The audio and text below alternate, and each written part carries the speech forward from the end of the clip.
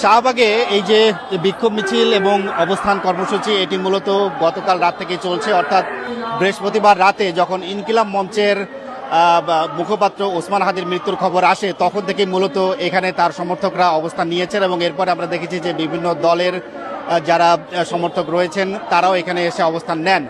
আজকে সকালবেলাও এখানে বিক্ষোভকারীরা অবস্থান নিয়েছিলেন, দুপুরের পর থেকে আবারও এখানে যান চলাচল বন্ধ হয়ে যায় এবং বিভিন্ন দল এবং পক্ষের যারা অনুসারী রয়েছেন তারা ওসমান হাদির সমর্থনে এই শাহবাগ মোড়ে জমায়েত করতে থাকেন। আমরা দেখেছি যে বিকেলের দিকে এখানে ডাকসু নেতারা এসেছিলেন এবং তাদের সমর্থকরাও এখানে জড়ো হয়েছিলেন। এছাড়া ইনকিলাব মঞ্চ তারাও একটি মঞ্চ বানিয়ে এখানে অবস্থান নিয়েছিল। তো বিকেলের দিকে এই দুই পক্ষ এক মঞ্চে এসে একত্রে এখানে স্লোগান দিচ্ছেন এবং তাদের পক্ষে যে কর্মসূচি বা যে দাবিগুলো সেগুলো তারা এখানে জানাচ্ছেন।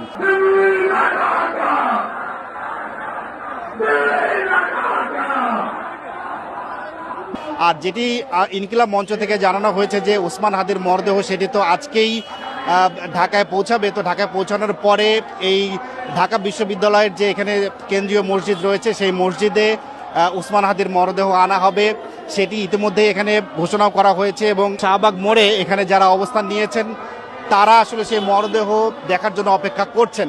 আর এখানে মূল যে দাবিটি বারবার তুলে ধরা হচ্ছে সেটি হচ্ছে যে ওসমান হাদির উপর যে হামলাকারী বা যারা জড়িত তাদেরকে গ্রেপ্তার করা এবং তারা যদি বাংলাদেশের বাইরে থাকে বাংলাদেশে এনে তাদের বিচারের ব্যবস্থা করা। মূলত এই দাবিতেই এই বিক্ষোভ মিছিল এবং কর্মসূচিগুলো চলছে। আর আমরা দেখেছি যে এখানে জাতীয় নাগরিক পার্টি তারাও বাংলা মোটর থেকে একটি কর্মসূচি দিয়েছেন, বিক্ষোভ মিছিল করার ঘোষণা দিয়েছেন এবং তাদের পক্ষ থেকেও যে ঘোষণাটি দেওয়া হয়েছে যে বিক্ষোভ মিছিল এবং প্রতিবাদ এগুলো হবে, তবে কেউ যেন কোনো ধরনের সহিংসতায় জড়িয়ে না পড়ে, কোনো ধরনের ভাঙচুর বা হামলায় জড়িয়ে না পড়ে, এই ধরনের বার্তা দেওয়া হয়েছে এনসিপি এবং অন্যান্য দলগুলোর পক্ষ থেকে। তো এই ছিল এই শাহবাগে বিক্ষোভ মিছিলের সর্বশেষ পরিস্থিতি।